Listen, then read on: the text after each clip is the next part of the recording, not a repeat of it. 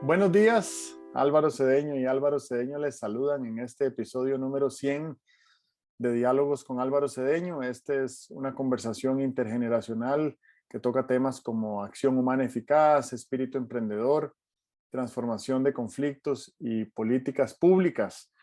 Hoy para hablar sobre el tema Día de la Amistad, que es el título del artículo publicado esta semana en la página web alvarocedeno.com. Papá, ¿cómo estás? ¿Qué tal? Me alegra verte. Solo se llega a 100 una vez. Hoy es. Hoy es, sí, llegamos a 100 Mire, qué bien. episodios. Yo tengo algunas cosas que quería decir al respecto de llegar a 100. Honestamente, uno pues podría también celebrar el episodio número 101 o el número 130, no hace diferencia, ¿verdad? Pero sí me parece que 100 es un hito interesante porque nos permite reflexionar sobre la constancia que hemos tenido, ¿verdad? Hemos grabado 100 episodios en 100 semanas consecutivas. Ajá. Creo que también la mecánica que hemos tenido para construir este diálogo ha sido muy llamativa, ¿verdad? Nos hemos montado sobre tu hábito de la escritura y tu disciplina de la escritura, que has estado publicando artículos semanales por 25 años ya. Sí. Y entonces creo que eso nos ha resultado muy favorable.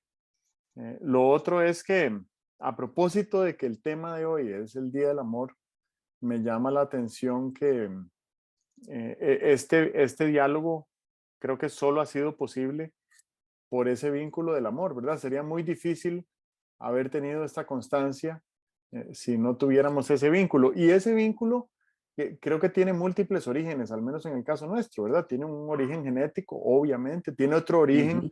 familiar. Si nos hubieran separado al nacer, tal vez no tendríamos Claro. la misma atracción. Y Ujú. tercero es la afinidad. Creo que podemos conversar de una manera civilizada, armoniosa, honesta, en buena parte porque compartimos valores.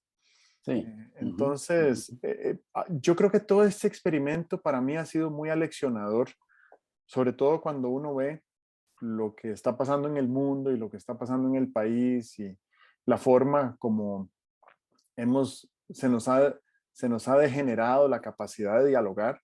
Este diálogo viene a ser un ejercicio y un ejemplo de cómo sí se puede dialogar, ¿verdad? No quiere decir que tengamos que tener, no quiere decir que tengamos que convencer a la otra persona de nada, ¿verdad? Podemos converger en las similitudes y podemos enriquecernos en la diferencia. Claro. Ujú. Em, lo otro es que, pues, lograr estos 100 episodios en semanas consecutivas es una manifestación de confianza y de constancia y de interés mutuo, ¿verdad? Le hemos puesto cariño a esto, ambos. Y también me parece que es una manifestación de un espíritu emprendedor conjunto, ¿verdad? No hubiera bastado solo el tuyo o solo el mío. No hubiéramos Ujú. podido, eso está claro. Ujú.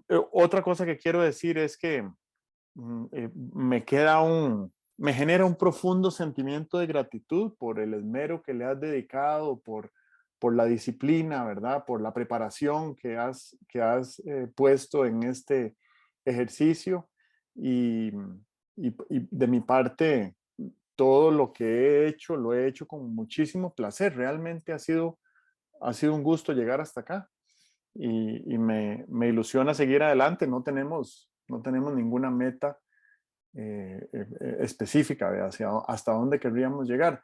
Sí me gustaría hacer una reflexión de algo que me hubiera gustado hacer desde el principio, si pudiera volver atrás y que puedo implementar a partir de ahora hacia adelante. Y es que muchas veces siento que quedan muchas ideas sueltas que yo mismo podría atar y articular para publicarlas por aparte, ¿verdad? Como un documento separado que podría crear valor por sí solo. Entonces me gustaría hacer el esfuerzo por publicar un artículo que resulte como una especie de resumen de algunas ideas que me parece que son notorias, que surgen de nuestra conversación, ¿verdad? Creo que eso enriquecería, me imagino que podría enriquecer el debate nacional y el debate global. Entonces, eso siento que es algo que me gustaría implementar en adelante.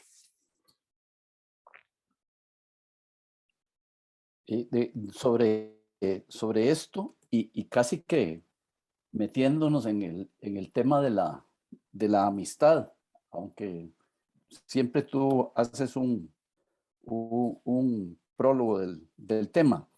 A mí me parece que las cosas que has planteado, pues las has planteado desde un estilo amistoso. Quiero decir, eh, me elogiaste, dijiste cosas que a los dos nos resultan agradables, aumentaste la visión que los dos tenemos sobre este asunto. Todas esas cosas hace una buena amistad, ¿verdad? Fíjate que cuando mencionas los pilares sobre los que esto se ha construido, a juicio tuyo, la confianza, el afecto, la sinergia que esa confianza y ese afecto producen, son totalmente trasladables al concepto de la amistad. Muy interesante, no estaban en mi artículo, ahora están en este diálogo. Y eso confirma lo que estabas diciendo en el sentido de que este diálogo no es una explicación del artículo, tampoco es eh, una, tampoco es exclusivamente una reflexión sobre el artículo, sino que muchas veces hacemos desvíos laterales que a mí me parece también que son valiosos. Yo no tomo notas de este diálogo. Eh, Tomo notas de las cosas que se me van ocurriendo y algunas las digo y otras no las digo. Y algunas de las que se me ocurren pues me parece que enriquecerían el artículo, ¿verdad? Lo hubieran enriquecido. Y me parece a mí que sería bueno rescatarlas, se rescatarían si uno hiciera no sé, una sinopsis del diálogo, ¿verdad? Pero lo que queda claro es que algo que mencionabas también de manera bien interesante, el tema del diálogo. Eh, el diálogo no es un intento de persuadir al otro. El diálogo es una reflexión. Y aquí creo que queda muy claro que lo que hacemos es reflexionar, puesto que ambos sentimos que nos quedan cosas que no estaban antes, ¿verdad? Eh, cuando uno piensa, por ejemplo, en el Parlamento, ¿verdad? El Parlamento, que es el templo de la palabra, y que es necesario que en el Parlamento ocurran acuerdos y que los acuerdos ocurren no porque unos convencieron a otros, sino porque juntos fueron creando una reflexión que tiene elementos que son utilizables. Esto me parece que hemos dialogado y uno se pregunta por qué no es posible que los diputados dialoguen de esta manera, ¿verdad? Bueno, ¿qué tal si lo que ocurre es que tienen una premisa de que el diálogo parlamentario es ver quién convence al otro, ¿verdad? O quién anula al otro, en vez de tener una premisa como la que nosotros hemos tenido de que aquí nadie le gana a nadie, ¿verdad? De lo que tratamos es de enriquecernos mutuamente. hay algo bien interesante cuando tú dices que esto ha sido un ejercicio de emprendimiento. Y creo que ha sido un ejercicio de emprendimiento.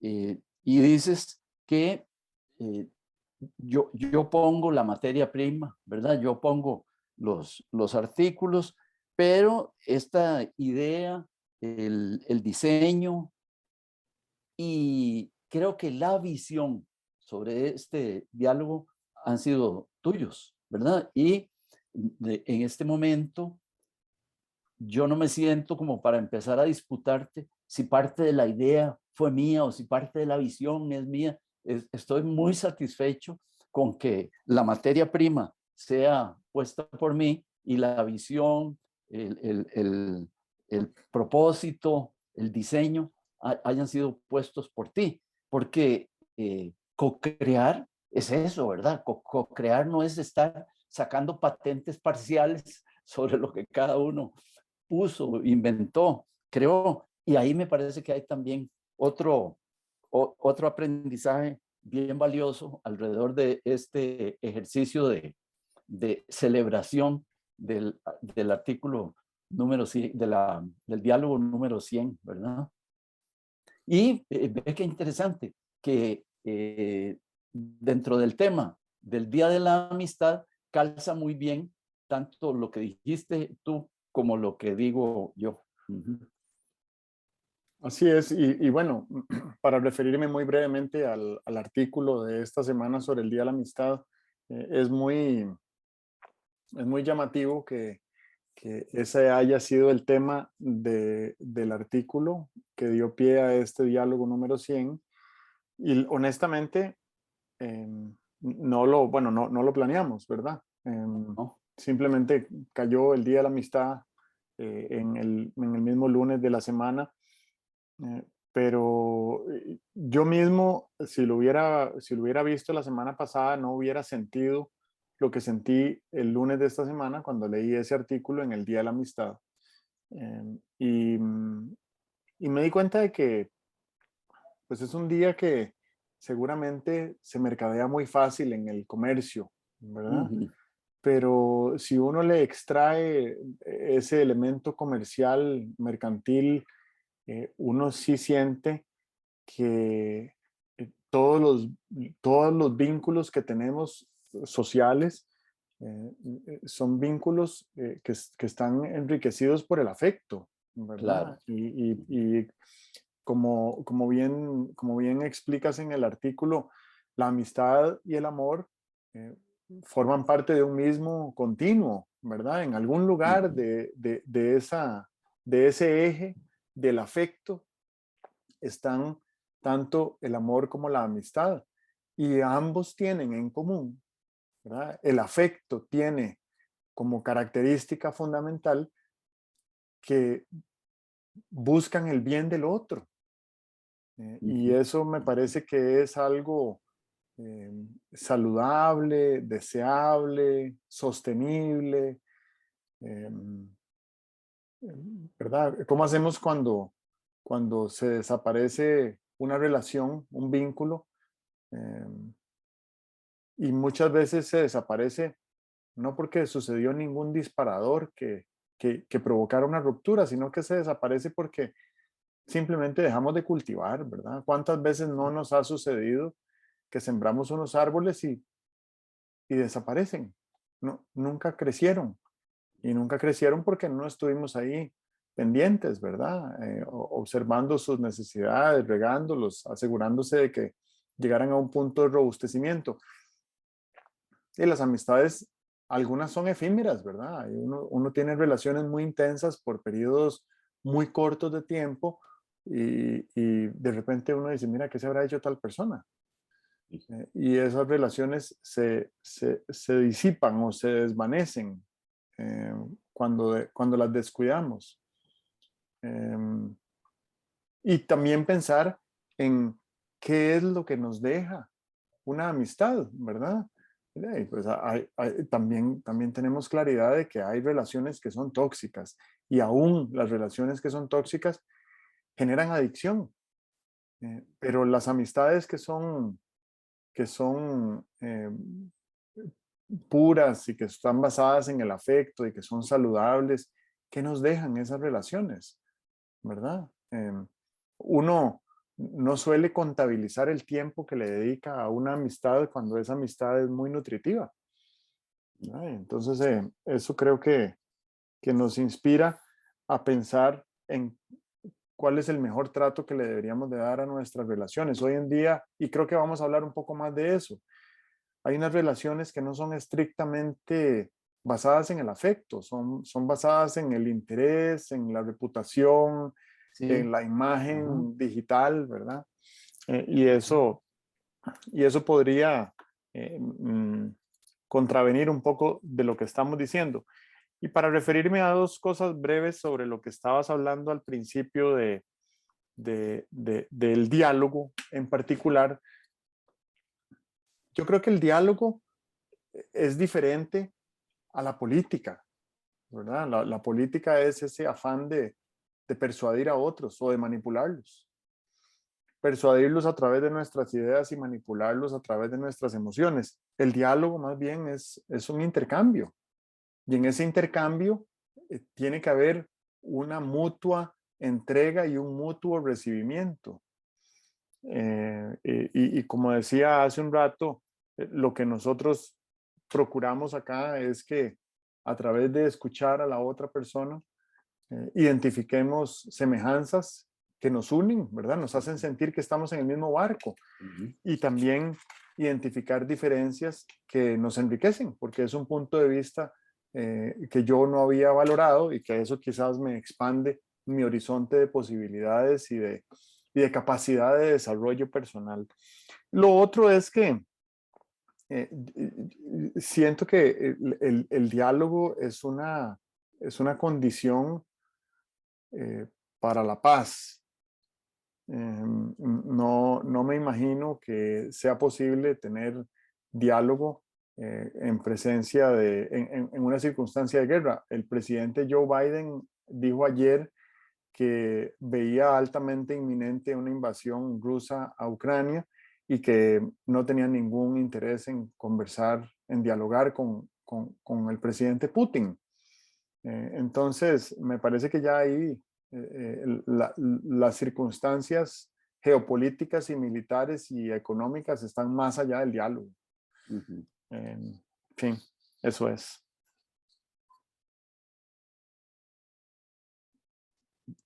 A mí se me puso un poquillo cuesta arriba escribir sobre la amistad. Como era, yo publico los lunes y era lunes 14 de febrero, dije, hombre, es muy adecuado escribir sobre la amistad. Ya una vez había escrito sobre la amistad, eh, luego una vez escribí un artículo que se llamaba, se llamaba El Día de la Oxitocina. Eh, la oxitocina es esa hormona que cuando la segregamos nos hace sentir cerca de los demás, ¿verdad? Es una hormona que se segrega cuando se secreta, cuando acariciamos y cuando nos acarician. Sea que la caricia sea física o que la caricia sea verbal, ¿verdad? Y entonces me parecía a mí que era conveniente, en ese tiempo estaba muy entusiasmado con la neurociencia, sigo muy entusiasmado, solo que ahora ya no es tan novedosa. Y entonces titulaba el artículo El Día de la Oxitocina.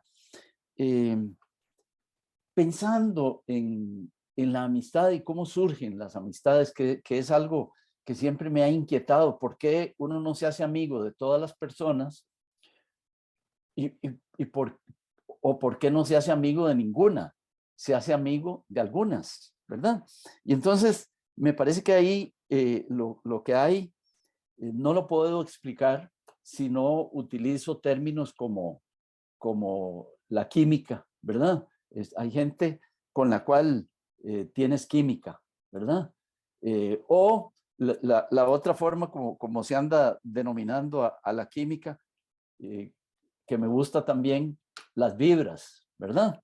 Y entonces pensaba en la química y en las vibras y decía, hombre, qué interesante, estos dos conceptos, la química y las vibras, no son conceptos formales, ¿verdad? No son conceptos lejos de ser conceptos científicos, pero son elementos que la gente usa para explicar por qué se hace amiga de unas personas y por qué no se hace amiga de otras. Y entonces recordaba algo que me llamaba mucho la atención cuando era colegial de primer año, y es que el profesor de química explicaba que la química había sido precedida por una serie de creencias, ¿verdad? ¿Cómo se llamaban no me acuerdo, aquellos que querían transmutar todo en oro, se llamaban los alquimistas, Los ¿verdad? alquimistas. No eran científicos, sino que eran precursores de los científicos y tal. Y entonces me llamaba mucho la atención que explicaban que las cosas ardían, las cosas, había combustión, uno le podía pegar fuego a un papel porque había un elemento que mantenía ese fuego activo. Seguramente que tú no conociste el término. El término se llamaba flogisto. ¿Oíste el término alguna vez? Que tú eres muy moderno. Bueno, el flogisto era lo que hacía que las cosas ardieran, ¿verdad? Y algunas no ardían, una piedra, le pegabas un fósforo y no ardía porque no tenía flogisto, no había flogisto. Y entonces, esa era el preludio de una demostración muy linda de poner una vela encendida en el laboratorio, ¿verdad? De mi bendito Liceo de Costa Rica. Y encima le ponían una campana de vacío y con una bombita le sacaban todo el aire que había en la campana de vacío. Y aire es en parte oxígeno. Y cuando se sacaba todo el oxígeno, la vela simplemente se apagaba, ¿verdad? Entonces, un alquimista hubiera dicho, ya se acabó el flogisto, se acabó la combustión. Bueno, el flogisto de nuestras relaciones interpersonales son las vibras y la química. Y con alguna gente tenemos buenas vibras, con alguna gente no, y tenemos mala química y no prosperan, no prosperan las amistades. Eso es bien significativo. Un día posiblemente llegará a explicarse en 2 y 2 son 4 desde el punto de vista de la neurociencia, porque con una gente tenemos una gran facilidad de hacer amistad y con otra no. Y hecha la amistad, viene el tema de cómo mantenerla. Viene el tema muy fundamental de para qué es la amistad, porque las amistades son divertidas, las amistades son nutritivas, como dijiste tú, las amistades son desarrollantes, ¿verdad? Y son distintos estilos de amistad. El amigo con quien uno charla puede ser que en un determinado momento te pueda aconsejar o desafiar en el sentido de plantearte retos, y eso es nutritivo, ¿verdad? Pueden ser estimulantes en el sentido de que la amistad simplemente por ser como es, desarrolle en ti aspiraciones de imitación, ¿verdad? Es cuando un amigo es un modelo, ¿verdad? Yo he tenido la suerte inmensa de tener amigos que han sido modelos. Y entonces, sin que te estén, primero sin andar ellos definiendo cómo son, simplemente siendo como son, tú sientes que hay un modelo que vale la pena imitar. Imitar no en el sentido de, de llegar a ser igual, sino simplemente unos rasgos de esa personalidad que te propones desarrollar en ti, ¿verdad? El amigo que es muy diligente, el amigo que es muy estudioso, el amigo que es muy reposado para pensar, eh, el amigo que es muy compasivo, ¿verdad? Todo esto muestra áreas de tu personalidad que crees que sería conveniente desarrollar y desde luego algunas no las logras desarrollar, pero a mí me parece que la admiración, que es en lo que consiste decir, ahí hay unas cosas que me gustaría incorporar a mi manera de ser, esa admiración, con solo tenerla, ya te moviliza. Nunca vas a llegar a ser como esos amigos ejemplares, pero sí hay un impulso a, a practicar esas virtudes, esos rasgos que ellos tienen. Lo primero que me viene a la mente es que el otro día leí que los perros, cuando ven a su amo, secretan una hormona pues, muy parecida a la hormona del amor, ¿verdad? A la oxitocina debe ser. Y entonces eso es lo que hace que si yo me separo de mi perro 15 minutos y a los 15 minutos vuelvo a estar en presencia del perro, el perro se pone igual de feliz que si llevara 10 días de no verme, ¿verdad? Y me pregunto, qué interesante cómo fue que estas dos especies se encontraron, Sí. porque el perro ha acompañado al ser humano 15.000, 20.000 años, ¿verdad? Y hay una afinidad muy particular porque las personas que son de mascotas y sobre todo de mascotas caninas, eh, es- pues deben sentir un afecto particular de su mascota, ¿verdad? Claro. Em, a mí me parece que eh, eh, en mi vida ha sido muy diferente tener mascota de niño y de adolescente y de adulto joven que tener mascota después de haber tenido hijas.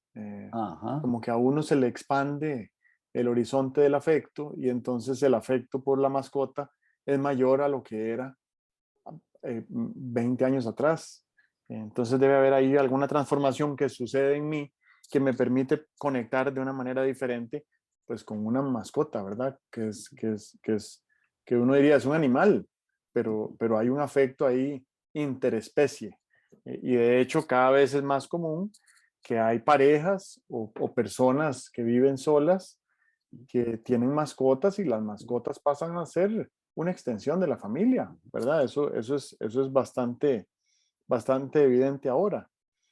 Em, lo otro es que hay una frase de Confucio muy linda de que no hay nada más placentero que verse con amigos lejanos, con amigos que viven lejos.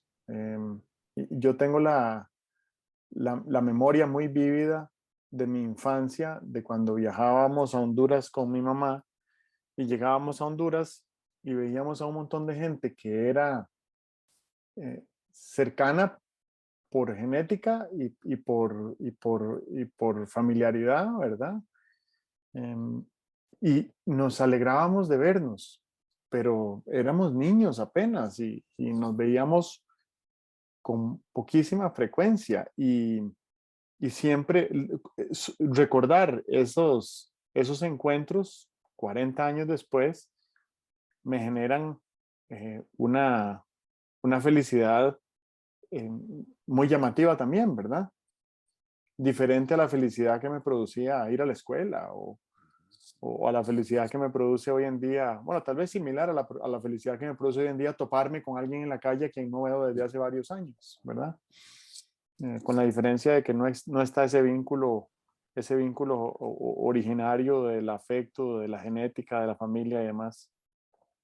Lo otro es que yo creo que también las relaciones de amistad en las que yo me he sentido más cómodo han sido aquellas en las que he tenido mayor libertad de ser auténtico. Ajá. Y creo que la autenticidad es algo que se desarrolla con los años Eh, es difícil en la infancia y en la adolescencia y en la adultez temprana ser auténtico cuando uno todavía está en un proceso de autoconocimiento. Pero cuando ya uno se conoce a sí mismo y sabe cómo se siente más cómodo y encuentra relaciones en las que puede sentirse cómodo siendo uno mismo, entonces creo que esas son relaciones que yo valoro más. Y lo otro que decías de la admiración también me llama la atención. Es bueno el ejercicio de hacer un repaso de nuestras relaciones cercanas y preguntarnos qué admiramos de esa persona, ¿verdad? Eso es un ejercicio que siento que está como al mismo nivel de la gratitud. Sí, señor. Y Ujú, dar gracias ujú. a otras personas por lo que hacen por nosotros, aunque no lo hagan de manera intencional, aunque no lo hagan con frecuencia, eh, pero dar gracias y reconocer que admiramos en ellas, siento que robustecen nuestro vínculo, ¿verdad? Y no necesitamos que la otra persona se dé cuenta de nuestra admiración ni de nuestra gratitud para que el vínculo se robustezca. Obviamente que poderlo comunicar a la otra persona con honestidad y con autenticidad y con afecto, pues seguramente será bien recibido también, ¿verdad? Que la otra persona sienta esa manifestación de afecto. Eso también creo que es como abonar el jardín donde están floreciendo las amistades. Qué interesante. A mí hay cosas que me mueven. Vamos a ver. El, el amor de la mascota, ¿verdad? El afecto que uno siente por la mascota y la relación que haces entre la paternidad y la nueva forma de mirar los afectos, ¿verdad? Y fíjate que el amor eh, está definido, el amor genérico, no el amor eh, conyugal, el amor de pareja. El amor genérico está definido como un salirse de sí, ¿verdad? Incorporar a otros, a mí, a mis afectos, a mi pensamiento, a mi mundo. Y me parece que esa es la razón por la cual el amor es un tónico, no solamente un tónico fisiológico, sino que es un tónico espiritual, ¿verdad? Imagínate lo que sería una vida de soledad donde yo solamente me ocupo de mí, ¿verdad? El egoísmo extremo podría ser una soledad donde uno solamente se ocupa de sí. Eh, hay una obra de teatro de Sartre, yo no me acuerdo si el título o una de las frases de la obra es, el infierno son los demás. Eh, alguna gente dice, no, el infierno más bien es no tener a los demás, ¿verdad? Estar solo, la soledad extrema, ¿verdad? Entonces, la mascota para muchas personas, y yo no soy muy de mascotas, pero siempre que he tenido mascotas he vivenciado ese afecto, que es un afecto humano, porque yo no amo a la mascota, yo no la amo como un perro, yo la amo como un ser humano. Y a mí me despierta ternura la relación de un animalito con un ser humano. Eso es maravilloso y entiendo perfectamente que haya gente que se tonifica en ese afecto por los animales, en ese cuidado con el animalito y tal, ¿verdad? Es una forma de darse, de salir de sí mismo, es una forma de generosidad. Pues tomar el perrito y llevarlo a que lo vacune el veterinario o comprarle el alimento y tal, me parece que es una forma de generosidad, que es el truco del amor. El amor nos enriquece porque nos saca de nosotros mismos. Digamos, el amor de pareja, el amor de pareja es, a mí me parece que es una bomba de energía, ¿verdad? Muy bien puesta por la naturaleza, en el sentido de que nos lleva a, eh, a pensar eh, en, en convertirnos en una persona compleja, ¿verdad? Uno llega a ser uno y su pareja llega a ser una persona compleja, ahí donde antes era un muchacho suelto, sin mucha preocupación, sin mucho, sin estar muy aterrizado y tal y cual, y la pareja te aterriza, te hace compartir, se te transforma en una vida como plural, en una vida plural, ¿verdad? Eh, con algunas diferencias que hay entre la amistad y el amor conyugal. El amor conyugal tiene un elemento de posesión, ¿verdad? Eh, uno habla de fulanito, no lo denomina mi amigo, pero ante terceros, la esposa deja de ser fulanita y uno habla de mi esposa, ¿verdad? Y, y, y la esposa habla de mi esposo, no hay una cuestión de machismo, es que ambos, de una cierta manera, son posesivos, ¿verdad? Posesivos, yo no me explico si por razones biológicas o por razones sociales está esa posesión del amor. Y entonces, en ese sentido, la posesión que uno, desde luego, hay grados de posesión. Hay gente que de veras cree que en la casa tiene una esposa, ¿verdad? Como si fuera un objeto. Eh, Uno de los ejercicios interesantes de la vida matrimonial es ir aumentando los grados de libertad para el otro, ¿verdad? Es ir reduciendo el sentimiento de posesión, porque si el amor como la amistad quieren el bien del otro, yo creo que el bien mayor que podemos querer para alguien es la libertad, ¿verdad? Ocurre con los hijos es una cosa un poquito más compleja, y es que los niños nacen con libertad cero. Si tú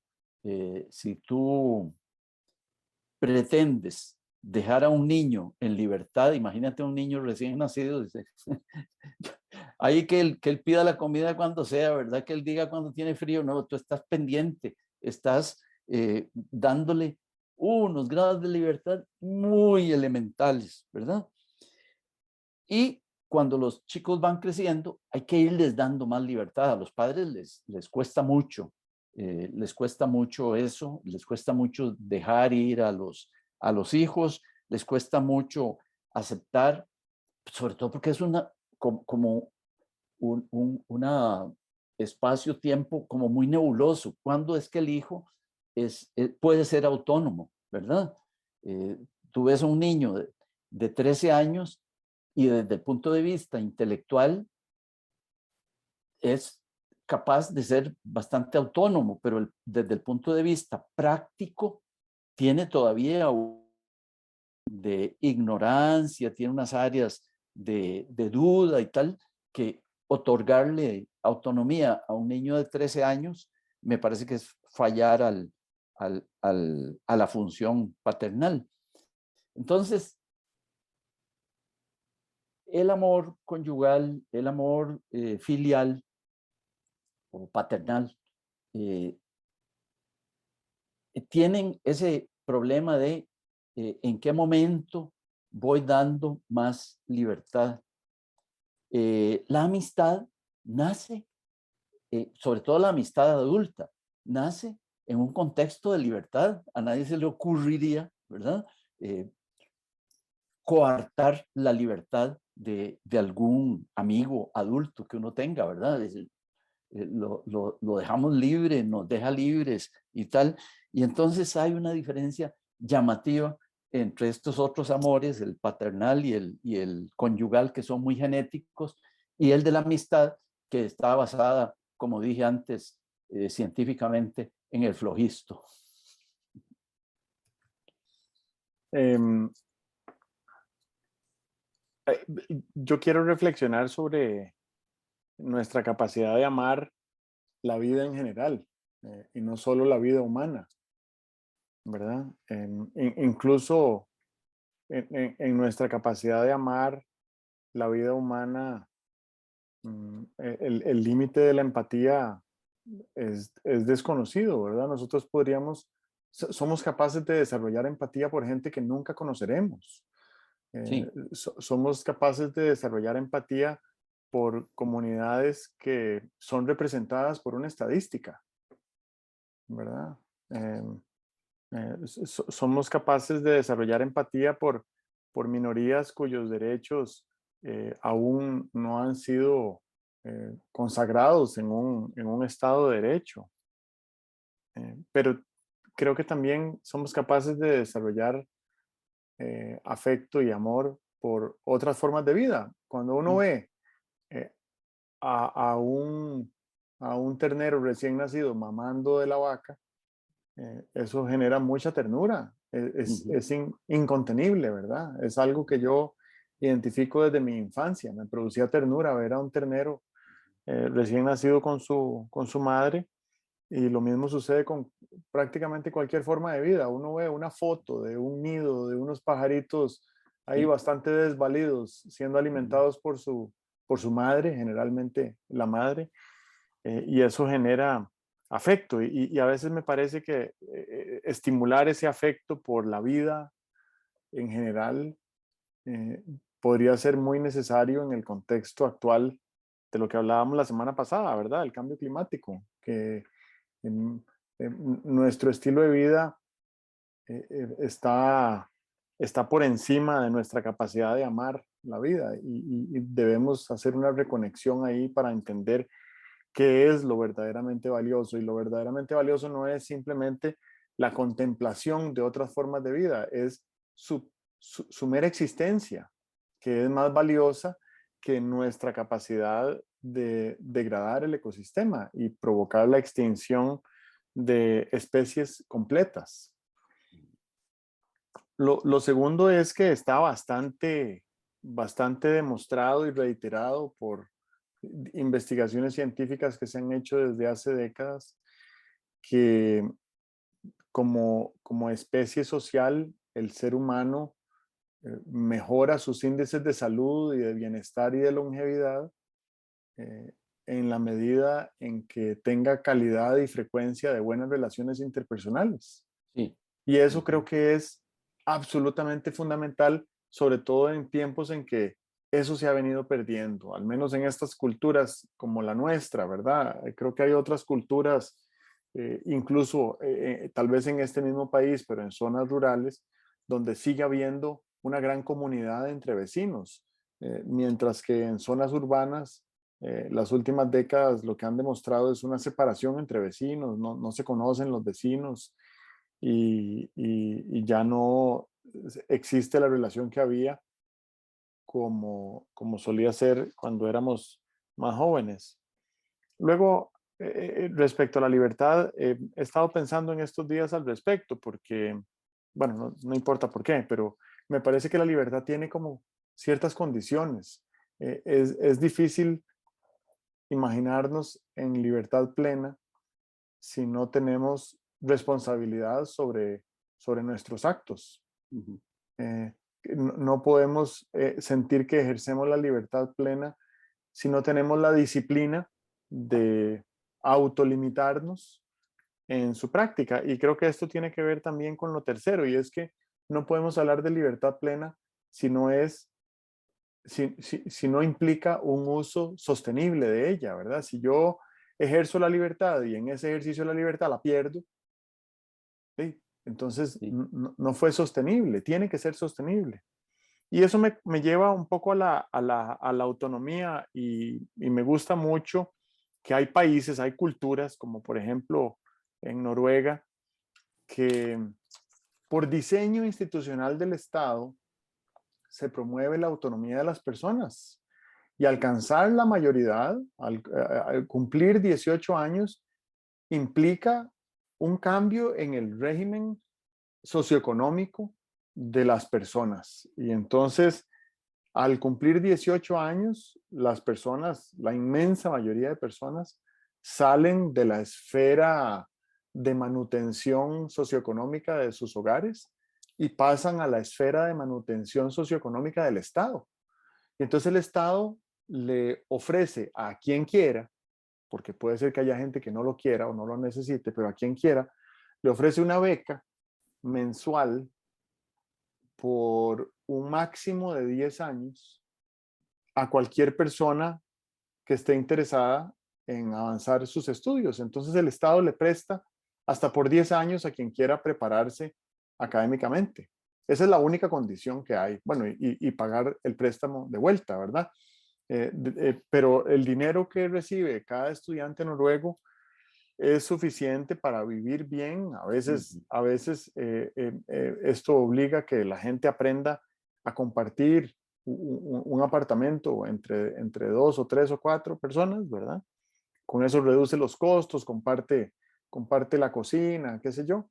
Les permite ahorrar, les permite viajar, pero sobre todo les ofrece la suficiente autonomía para poder estudiar. A cambio de un estipendio, que es una beca que el Estado le da a sus ciudadanos al cumplir 18 años. Y esto forma parte de la cultura noruega. Entonces, ya han pasado dos o tres generaciones de personas que han recibido esta beca, que han podido prepararse, que han, la han repagado a lo largo de décadas, ¿verdad? Porque el Estado además creo que le da 40 años de plazo al repago de esas deudas y entonces se convierte en parte de la narrativa de la sociedad, donde las personas que lograron salir adelante gracias a que esa beca existe, entonces se genera un incentivo social de que uno también acepte esa beca, se esfuerce por salir adelante, obviamente desarrolle su autonomía desde tempranos años en la adultez y pague la deuda de vuelta para que otras personas en futuras generaciones también puedan disponer de ese mismo fondo. Eso es promover la autonomía por diseño. Y me parece que es genial. No creo que ese fondo sea exclusivamente el resultado de que Noruega tiene petróleo y tiene muchísimos recursos públicos. No, creo que simplemente es el resultado de la intención de diseñar un mecanismo estatal que promueva la autonomía. Y esa me parece que además es una manera en que la ciudadanía le cede al Estado por medio del afecto, un mecanismo para que ese afecto se retribuya a futuras generaciones, ¿verdad? Entonces eso creo que también podríamos pensarlo como parte de este ejercicio de los afectos y de la promoción de la libertad y de la autonomía. Y creo que con esto, de mi parte, yo termino, pero no sé si tienes Bien, muy algo bien. más. Aristóteles dice sobre la amistad cosas muy bonitas, dice, muy sólidas. Si me oyera, diría, no, no son solo bonitas, muy sólidas, ¿verdad? Dice Aristóteles que la amistad es el bien más necesario para la vida, ¿verdad? Es algo de lo que estabas diciendo, de cómo los afectos y las relaciones tienen influencia en nuestro bienestar. Y señala que, sin embargo, ¿verdad? Sin embargo, la amistad no debe ser puesta por encima de la verdad. Eso es bien interesante, ¿verdad? Cómo preferir la verdad eh, por sobre la amistad, lo cual quiere decir, somos amiguísimos, ¿verdad? Pero no estoy dispuesto a aceptar eso que estás diciendo porque no es verdad, ¿verdad? Muy bien. Y una cuestión interesante, y yo también termino por aquí, es en lo importante que sería ponernos a pensar en formas de mantener la amistad o de hacerla crecer, ¿verdad? Una de las formas de hacer crecer la amistad es llegar a tener la posibilidad de comunicar los afectos, ¿verdad? Eh, yo creo que nos quedamos cortos cuando pensamos que los afectos basta con mostrarlos para que se comuniquen. No, me parece que así como hay que decir palabras amorosas a quien uno ama, pues deberíamos decir palabras de reconocimiento a los amigos y amigas, ¿verdad? Eh, bien llamativo, ¿cuáles son los eventos que pueden poner en crisis la amistad, ¿verdad? Hay amistades que no aguantan una diferencia de criterios, ¿verdad? Eran amistades muy livianitas, ¿verdad? Hay amistades que no aguantan una toma de posición de alguien que sea diferente a la del otro, ¿verdad? Perdimos la amistad, es que antes éramos muy amigos porque éramos del mismo partido político, ¿verdad? Ese es el colmo de una amistad endeble, ¿verdad? O no debería ser ese el evento que nos hiciera perder la amistad. Entonces, interesante en eso que llamabas el esfuerzo deliberado por mantener la amistad, tener claro cuáles son los eventos que podrían hacernos perder la amistad. Y la otra gran pregunta es cómo, que la planteabas también, cómo robustecer el vínculo amistoso, ¿verdad? Creo que se robustece, eh, para empezar, se robustece ampliando el ámbito de lo que es posible intercambiar en esa amistad, porque si uno tiene un amigo, pero solo habla de fútbol con él, ¿verdad? El desafío es de qué más podríamos hablar para robustecer el vínculo. El vínculo se robustece según el número de temas que puedas ir tratando con una determinada persona y casi que podríamos jerarquizar nuestras amistades y decir, bueno, estos son los amigos de fútbol, estos son los amigos de no sé qué, ¿no? Pero una amistad profunda es multicanal, ¿verdad? Hay muchísimas cosas de las que uno puede hablar con un amigo cuyo vínculo amistoso es muy robusto, ¿verdad? Pensar en esto, en estas dos o tres cosas, me parece a mí que son un buen ejercicio para revisar nuestra forma de ser amigos y para revisar o desafiarnos a ampliar la robustez de los vínculos amistosos que tenemos. Eso es. Muy bien. Bueno, te agradezco mucho por la conversación de hoy. Muy bonita, ¿sí? Ok, nos vemos la próxima semana. Ok, Que de estés muy acuerdo. bien. Bueno, bueno. Chao.